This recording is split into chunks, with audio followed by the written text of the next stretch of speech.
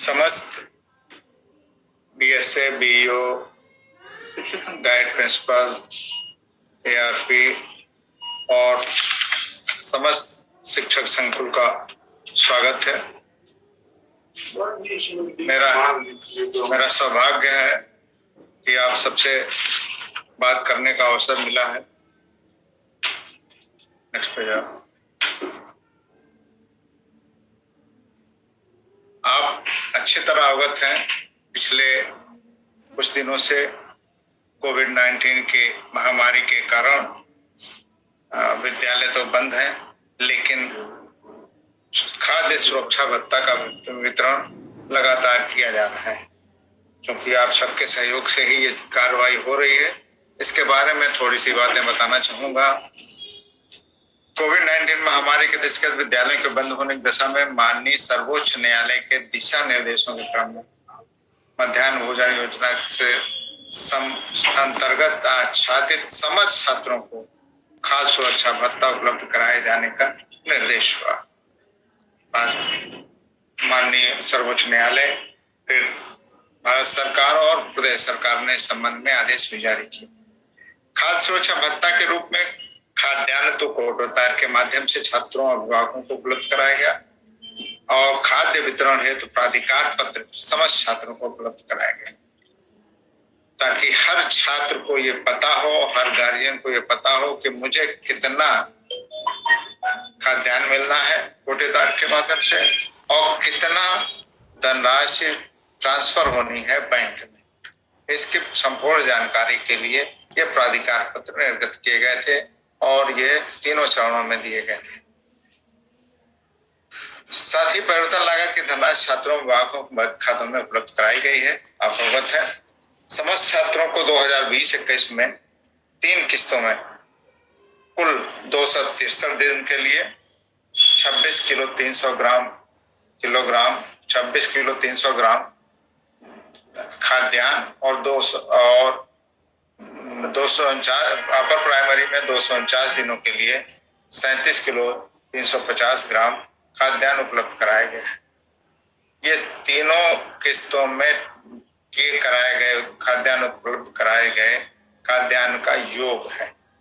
इसी प्रकार प्राथमिक एवं उच्च प्राथमिक विद्यालयों में अध्ययनरत छात्रों को क्रमशः रुपया 1302 रुपये 50 पैसे तथा 1849 रुपये परिवर्तन लागत छात्रों अभिभावकों के बैंक खातों में आरटीजीएस एनईएफटी के माध्यम से उपलब्ध कराया गया।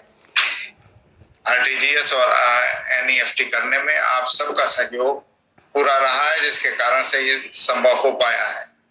हम अवगत हैं इस बात से कि बैंकों से अत्यधिक कठिनाइयां हुई हैं और अभी भी हो रही हैं। कुछ जगहों पे अभी जहाँ तीसरी किस्त का ट्रांसफर नहीं हुआ, अभी कुछ परेशानियां हो रही हैं।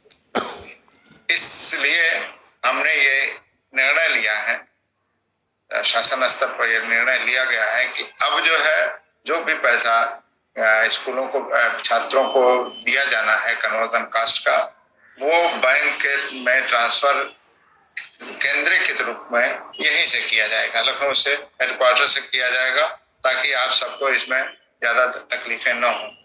आपको इसके लिए आवश्यक कार्रवाई करनी होगी, जो आगे हम बताते हैं।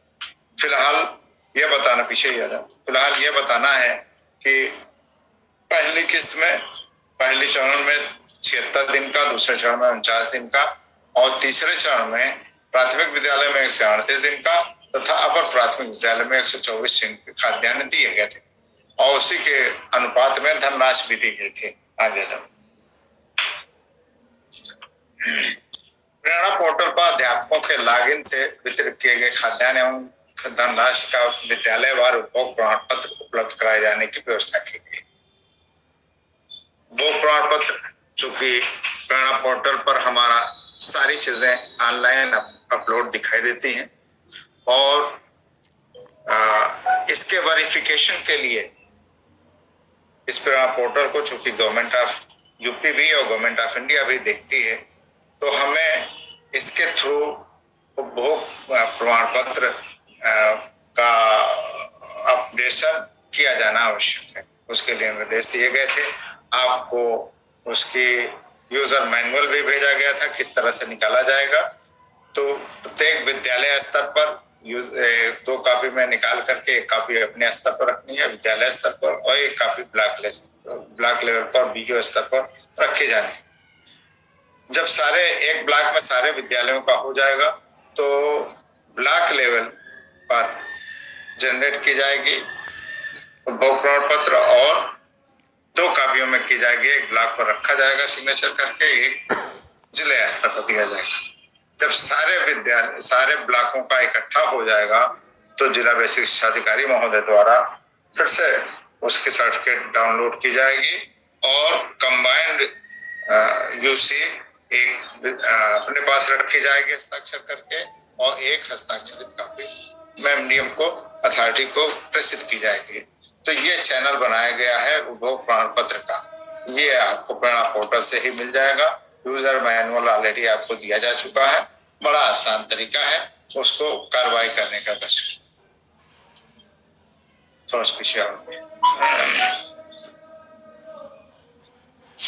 इसमें खाद्य सुरक्षा के भत्ता के अंतर्गत उपलब्ध कराए गए खाद्यान्न और उसकी धनराशि दोनों का वो क्या नाम है फीडिंग की जानी है।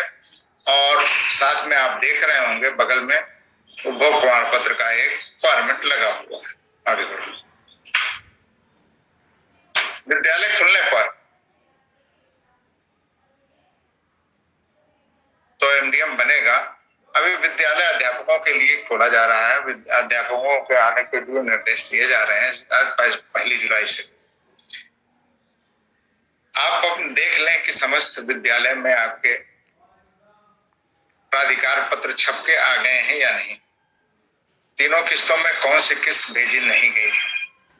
अगर कोई किस्त बाकी है तो छपा नहीं है तो बीईओ महोदय से रिक्वेस्ट करके और उसको छपवा करके प्राधिकार पत्र स्कूलों को प्राप्त करवा लें, और 1 जुलाई को आवश्यक रूप से इस बात को सुनिश्चित करें कि सारे प्राधिकार पत्र छात्रों को उपलब्ध हो जाए। इसके साथ ही उसी के साथ ही प्राधिकार पत्र देते हुए उनके अकाउंट नंबर, अगर किसी भी छात्र के अकाउंट नंबर नहीं मिल पाए हैं तो अकाउंट नंबर प्राप्त करके और उसकी फीडिंग की भी व्यवस्था की जाए। और फीडिंग के लिए आपको लॉगिन खुद दे दिया गया। आप अपने स्तर पर विद्यालय स्तर पर लॉगिन कर करके और डाटा फीडिंग कर सकते हैं।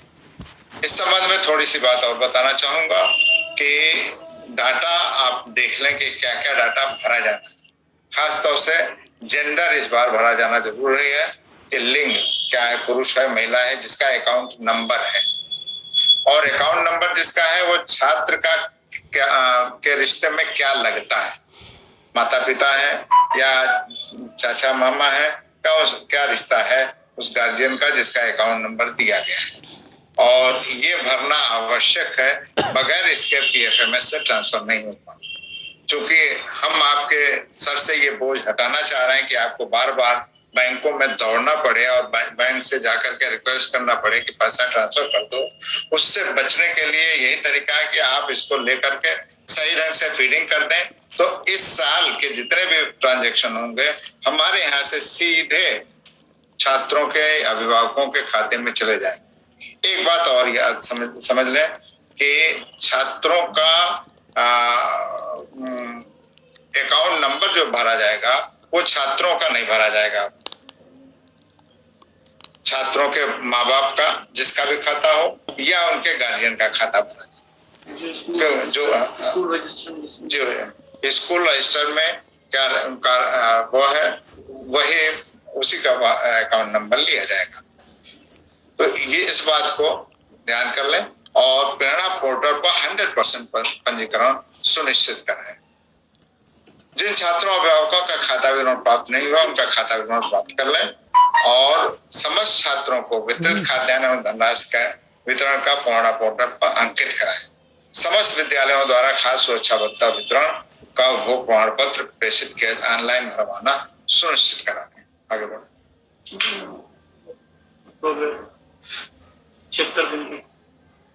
कुछ जनपदवार हमारे पास सूचना है किन किन विद्यालयों में किन किन जनपदों में कितना कितना वो वितरण हुआ है। 76 दिन जो प्रथम चरण में दिया गया था उसमें प्रदेश में 85% लोगों को वितरित हो गया है और कुछ जनपद इसमें पीछे चल रहे हैं एवरेज से। उनसे अनुरोध है कि वो अपनी प्रोग्रेस को सही कर लें। इसी प्रकार 49 दिनों के लिए 49 दिनों के लिए भी डाटा आपके सामने है। पूरे प्रदेश में 44% हो गया है, लेकिन कुछ जनपद अभी भी बहुत पीछे चल रहे हैं। जनपद सीतापुर, जनपद कन्नौज, कुशीनगर, झांसी, पीलीभीत, बदायूं, अमरोहा, ये सारे जनपद बहुत पीछे चल रहे हैं और आज तक ये 100% हो जाना चाहिए था और ये अभी 44% तक कुछ जनपदों ने एक तरह से कहिए तो अभी तक शुरू ही नहीं किया है। इसलिए इस बार इस पर कार्रवाई करें, तत्काल करें। तीसरे स्टेज में जो हमने दिया था 138 और 124 दिन का, बहुत से जनपदों ने अभी कार्रवाई शुरू नहीं की। हम समझ सकते हैं कि इसकी कार्रवाई शुरू करने में अभी दिक्कत होगी, क्योंकि मार्च में पैसा दिया गया है, मार्च में खाद्यान्न भी जारी किया गया है और मार्च के बाद से लॉकडाउन हो गया। उसके बाद स्कूल पर आना आप लोगों का नहीं हो पाया, लेकिन अब 1 जुलाई से स्कूल पर आने की तैयारी हो रही है। तो कृपया करके इन सारे तीनों किस्तों में जो कुछ भी हो रहा है तो उसको वो देख लें और करके इसका अपडेशन अवश्य सुने।